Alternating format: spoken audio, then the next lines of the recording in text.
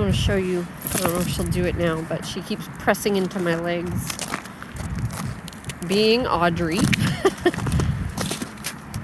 Every time she starts to get a little overstimulated and it's kind of intertwined with that anxiety, she'll press right into you. It might sound fine, but she's a big dog and she's still growing. And if you were small or just off balance for a moment, or elderly, or any of those things, that could knock you right over. And it's annoying. And it also just doesn't teach her any confidence to let her do that. So I just stim when she does that. I'm on an 8, which is pretty low, but it's kind of high sometimes for Audrey. Because, as we've discussed, Audrey's kind of sensitive. I'm going to tone her right here. Good girl. Perfect. Good job. Sit. So I don't want her to get up yet. Good. I'm just going to hang on to her for a second. Break. So we're at a trailhead here where lots of dogs come, so she can smell all the dogs, I'm sure. What I love is that they've recently made this on leash only, which of course doesn't mean that anybody actually follows the rules, but less likely now to run into crazy off-leash dogs, hopefully. But there's not really anybody here right now, so just gonna let her kind of relax and get into some smells and stuff, and call her a few times, maybe do a few downs. Let's go.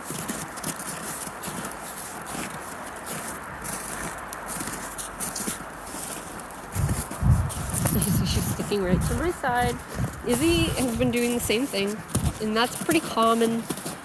But it's funny, Izzy and Audrey both have a lot of similarities. And of course, they're both here at the same time, boarding and training with me.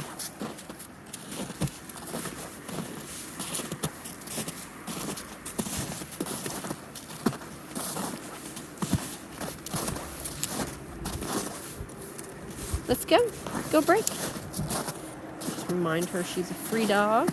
I don't think she cares. I think she just feels more comfortable sticking to me.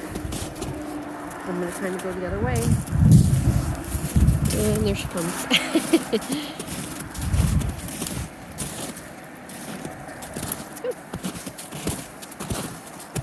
Audrey, come. Good. Good girl. She's so happy all the time.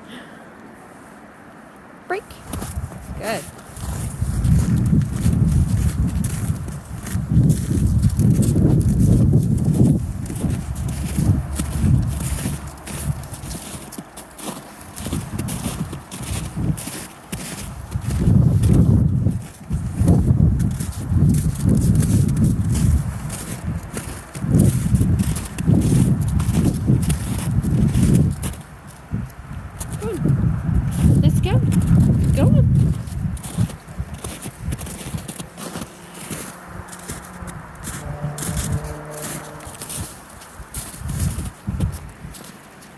No. So there was an example. She just was leaning into my knee, right, which doesn't feel great. And so I said no, stimmed. And I also tapped her with my knee, so I kind of pushed her off, bumped her off my leg. Good girl, let's go.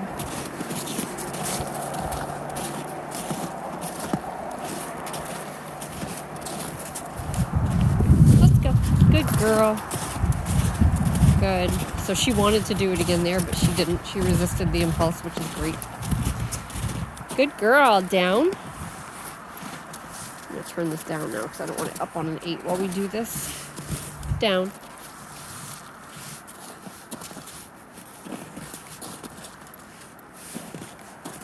So I'm stimming at a 4.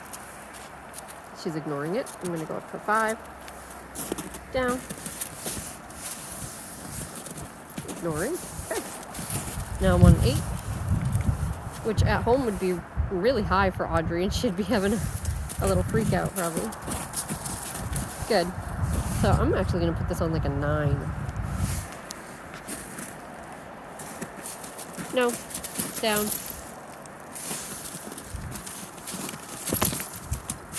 So you can see how hard it is for her to get settled into a down. No. So this looks super cute, but it's manipulation.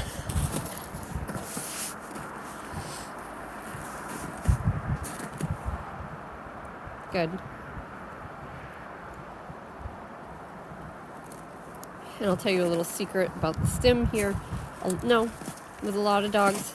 See, she's ignoring him. I'm going to go up even more. So we can go around in circles. That's fine. I'm going to step on the leash.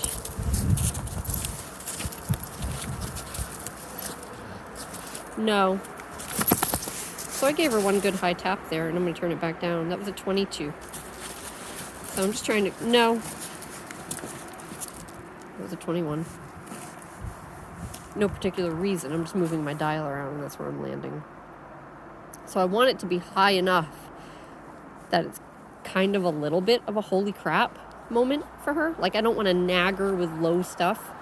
I want something surprising, but I'm not trying to light her up like a Christmas tree either. Just trying to get her attention and say, hey, you can't do that.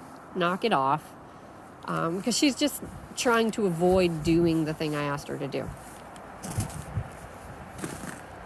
And then you can probably turn it back down, right? So I just corrected her for being a monkey at like a 21, 22. And now I'm back down to an 8. And I might even be able to go lower, but we'll see. Break. Good girl, let's go. So I'm going to let her relax for a minute. I'm going to ask her for another down and see if she does a better job.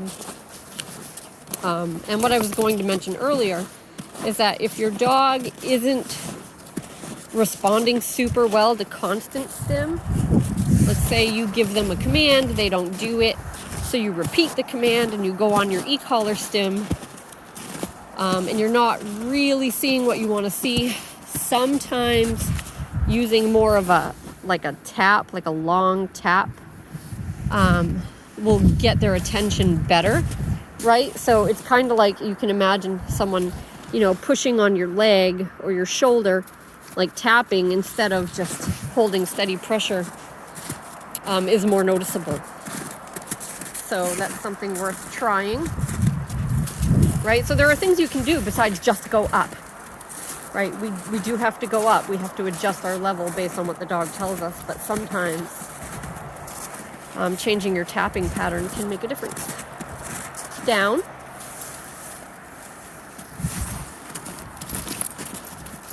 No. So now she's itching at it. Hey, no. So that was just a little poke with my finger. I don't even think I hardly brushed her. And you see how quickly she was like, ooh.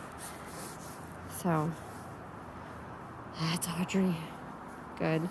So I'm going to turn this down maybe to a 5, and we'll see. Break. I'm going to do another one here in just a second. I'm not going to give her much time. Let's go, girl. Good.